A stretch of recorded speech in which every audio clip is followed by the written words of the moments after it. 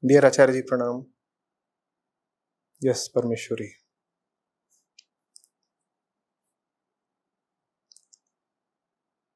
She is quoting me to me. Book of Myths by Acharya Prashant. Chapter Myth of Guru.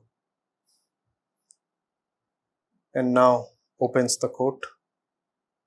Everything in life is Guru. Some get it through dancing, some get it through singing, some get it through serving somebody, and some get it through listening to a man. But that does not mean that the man is somebody special. Acharya ji, I was discussing some knowledge with one of our friend who knows that I am following you. He was so stubborn that he does not need a guru because he will learn from life directly on his own. Also, he asked if he is able to get knowledge from many people, then why should he subscribe to one person? I could not convince my friend on how a guru is essential in life, even as there is a possibility to learn ourselves from life. Acharya ji, kindly guide. What kind of friends do you keep, Parmeshwari? The guidance is to earn a decent circle of friends. This is the guidance. If you continue to maintain the same old environment that you have been living in, inner change would remain impeded.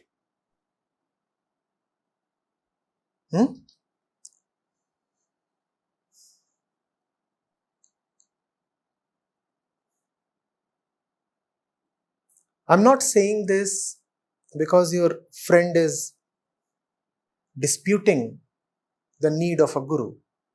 In fact, factually speaking, what your friend is saying is more correct than what you are saying.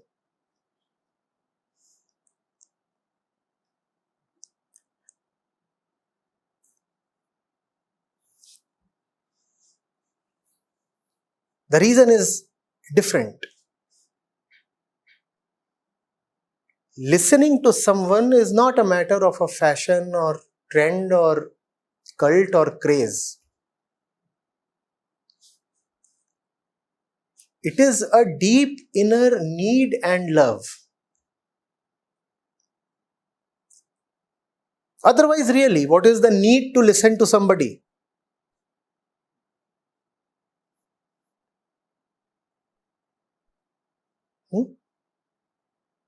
It happens when there is a real need.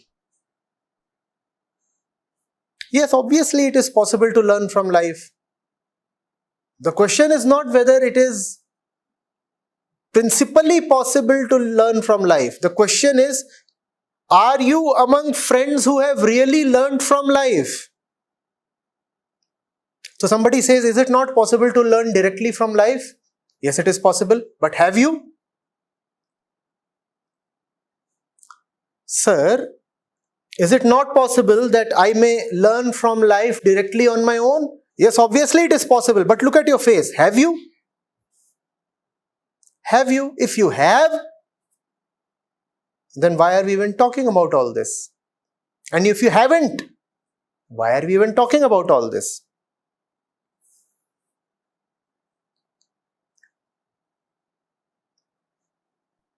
Obviously, you have quoted me, and I have been very assertive, eager, and open in saying that life itself is a great teacher. That the one who is eager to learn will learn from this, that, and the opposite of this and the opposite of that. But are you that person who would learn from this, that, and the opposite of this and the opposite of that? Are you the one? Have you done that? Look at your life. I said, look at your face. If you are indeed the one who could learn from the mosquito and the pig and the pigeon and the crow, wonderful. But are you that person? Are your friends of that quality Parmeshwari who are able to learn from the mosquito and the pig? And from the wall and the stall?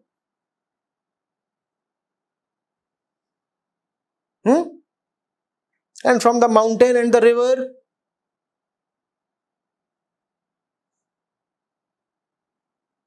Now, first of all, these aren't people of the kind who would learn anything from anybody. Secondly,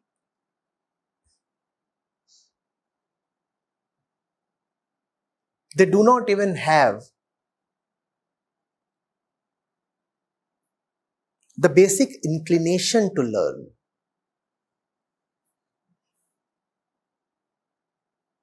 When that need, when that great love arises, only then do you approach somebody to learn.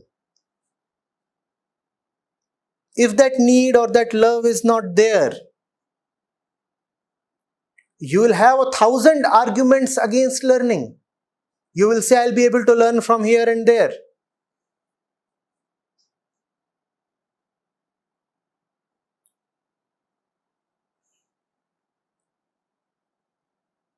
A fellow came and he said, I learn from the birds. When they are chirping, I learn so much. Now this fellow cannot learn even when somebody is speaking in Hindi or English. The languages he knows. But the bugger says that he is able to learn when the bird is crowing.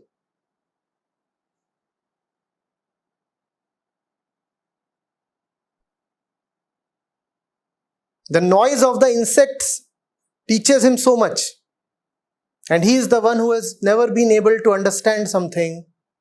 When a man has offered advice, or a kid has come up and said something. But it's a great defense against learning. It's a great defiance of truth. It is a great way to remain secure in your ignorance.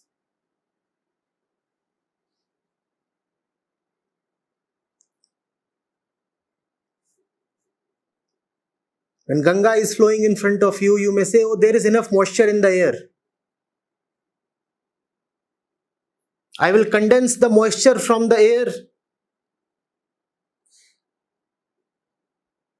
collect a few drops and drink. Why do I need to go to the Ganga? The air is all around me and the air has moisture.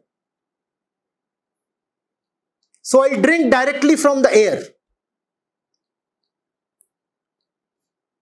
You drink through your throat, I drink through my lungs. I breathe in and that is drinking.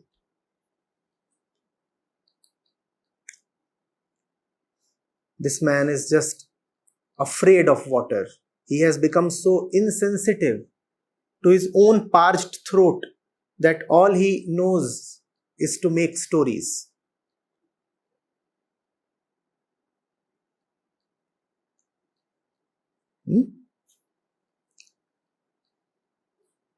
Acharya ji, I was discussing some knowledge with one of our friend. This is extremely mediocre, Parmeshwari. This is the typical middle class drawing room story. Discussing some knowledge. Where did you get it from? I never doled out knowledge to you, Parmeshwari. What I have told you is something very sacred and more importantly, very, very intimate. It is something between you and me. You turned it into marketable knowledge and you started discussing it with all and sundry in your drawing rooms. And that too with unworthy people. When I speak to you, it's a love affair. And you exposed the affair to strangers. Can there be a greater crime? You will go around tom-tomming in the world. I am having an affair with Acharya ji. This is what you have done. And I never pardon this thing.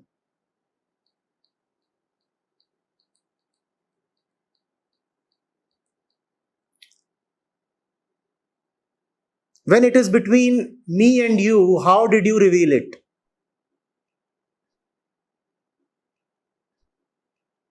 I was discussing some knowledge with one of our friend. Whenever these friends come in, then there is a big problem.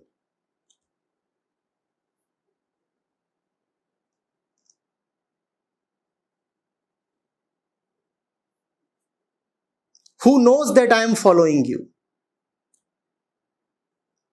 Now what do you want to do? You want to create a long tail? A long tail of 40 people, of which the first is Parmeshwari, and then the next one is Parmeshwari's friend, and the next one is the friend of friend. Essentially, you want to retain the old extended family. And you just want to add Acharya ji to that family, right? Your old circle of friends should remain and Acharya ji should get added to it.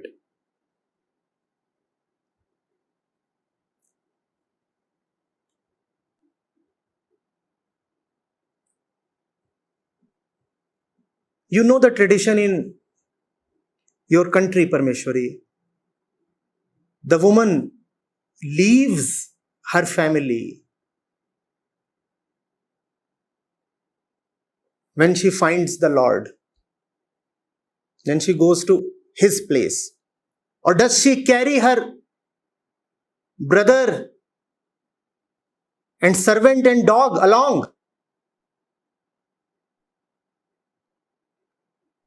Would you go to the Lord with your entire village? I am the bride and this is the dowry.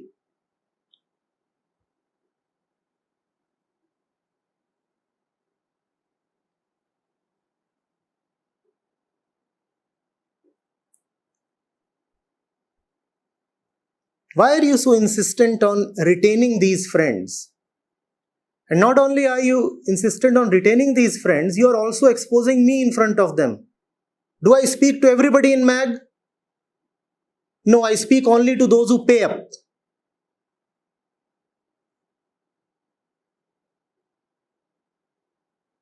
Am I talking to all and sundry on the road? No, those are other occasions.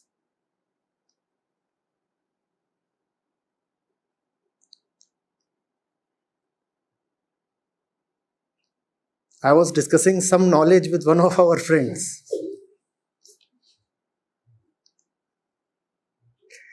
Who knows that I am following you?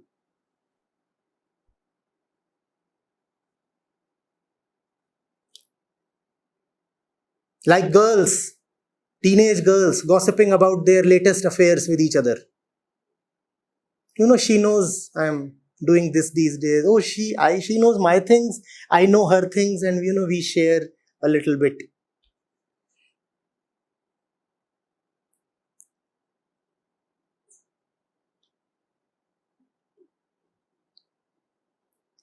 He was so stubborn that he does not need a guru. And why were you convincing him that he needs a guru? Am I running some kind of cult?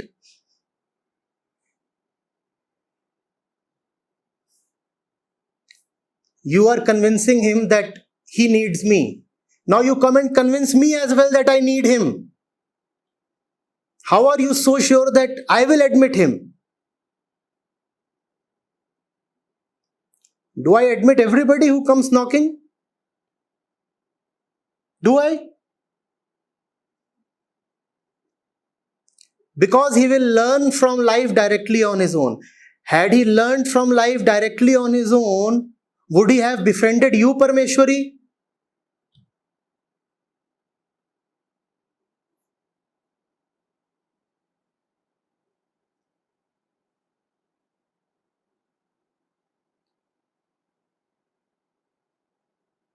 Now after this, I know what you are going to do.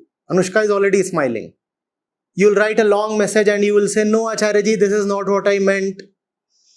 And you are unnecessarily scolding me all the time. But what are you doing all the time? Behind my back.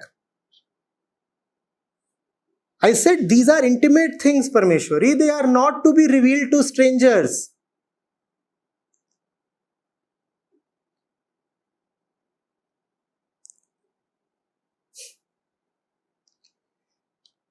At least they are not to be revealed to stubborn, indifferent, and foolish strangers.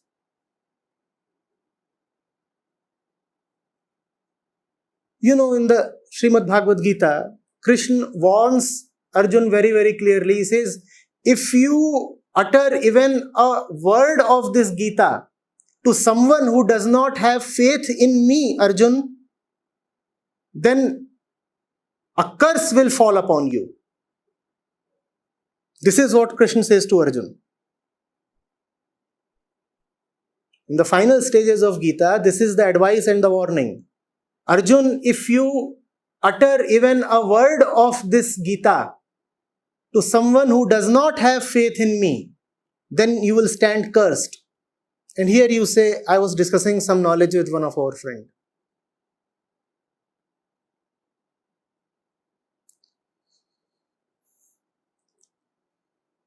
Also, he asked that if he is able to get knowledge from many people, then why should he subscribe to one person? If is a big if. If he is indeed able to get it from here or there, without or within, then obviously there is no need to listen to anybody. But it's a huge if. Has he been able to get it? And if he indeed has been able to get it, then congratulate him. And you too learn from him.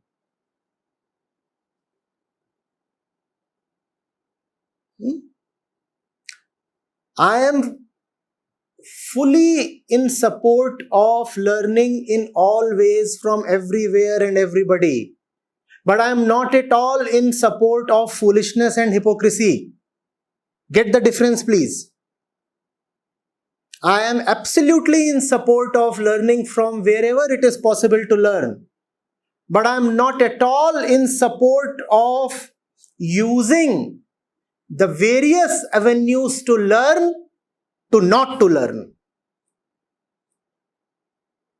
Picking up one book and saying, you know, I would rather learn from the other book. And then picking up the other book and saying, you know, I would rather learn from the other book. What are you using all the books for? You're using each of the book to not to learn. Now this is what I strongly dislike.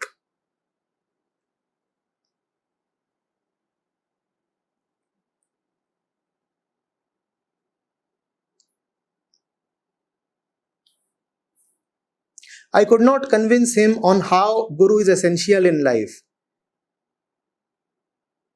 You could not convince him, but you spilled the beans.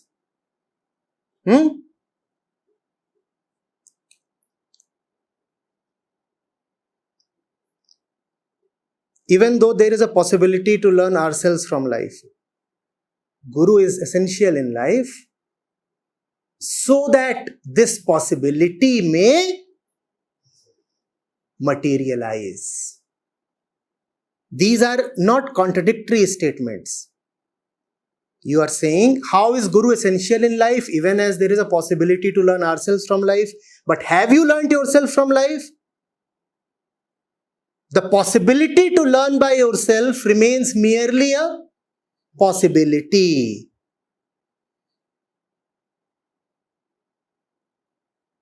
For most people. Except if you are one in a million.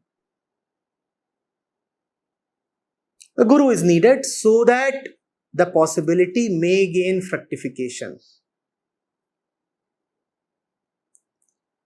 Otherwise, at the level of possibility, we all are perfect. Potentially, we are all truth. Are we not? Potentially, we are all nothing short of the great Brahm.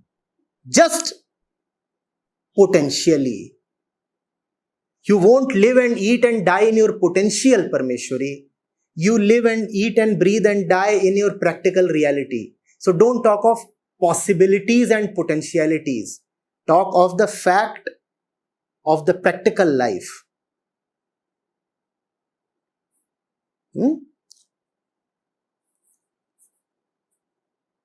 Not everybody is to come to the Guru. Only those are to come to the Guru who first of all want liberation. And therefore I am asking you, why are you friends with those who do not want liberation? Liberation means flying away. But if you are friends with those who do not want to fly away, they will arrest your flight. Not only are they not liberated, they will prevent you too from being liberated. And when their time will come, they will find some teacher on their own. The teacher could be within, without. The teacher could be a man, a woman. The teacher could be living or dead. The teacher could be a book or an audio or a video. The teacher could be an insect or a bird. There could be one teacher. There could be 1 million teachers. Let them find on their own. Teachers appear immediately, very easily. It is the appearance of the student that is very, very difficult. And what is the point in parading the teacher to a non-student? If the teacher is there and the student is not there, it is an insult to the teacher, or is it not? When I speak, I come in, I appear after all the students have assembled. So the student has to appear first and then the teacher appears. And it has never happened that the students have appeared and I have not appeared. Has it ever happened? So two things are there. One, the student has to appear first. And second, if the student has appeared, then the teacher will compulsorily appear. You are trying the opposite. The student is not at all there. And you are holding Acharyaji's hand and parading him in front of an indifferent crowd. By doing this, are you offering me respect, Parameshwari?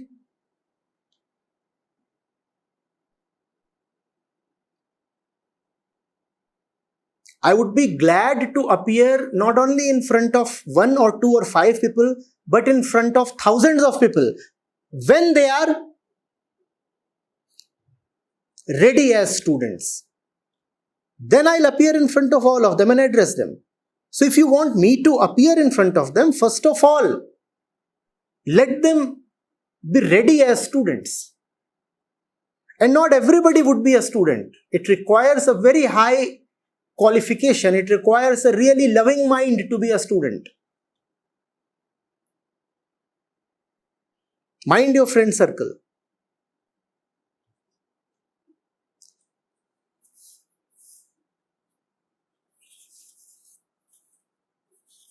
And what I have said is not to be taken emotionally. Are you getting it?